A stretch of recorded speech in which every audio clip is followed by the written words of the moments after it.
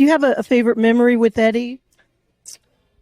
No, not one in particular that I could recall, but I mean it was just great times when the drama wasn't happening. It was always great times. Like when Dave was in the band, we had, we did a lot of groundbreaking things, I think, and then with Sammy in the band, we had good times too. So I think, just in general, I just think the shows were great. It's just four brothers. When you got in Van Halen at first, did you think that the band was going to be as big as it was? I knew the band was special. Eddie was a great guitar player.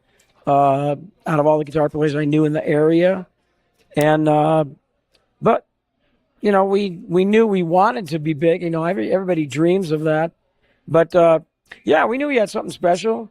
In fact, when we would rehearse, we used to rehearse in a little garage in Pasadena, and sometimes would go on a break, and there would be a couple of Eddie's guitar buddies. They'd be sitting there listening at the door. Whenever Ed started doing his tapping stuff, we play a show, local show.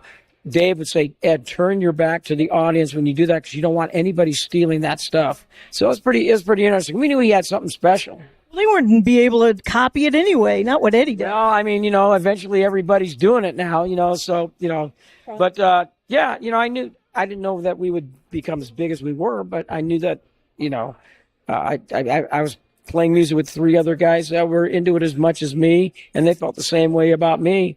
And so, we figured if we stuck to it long enough, we had to make something happen.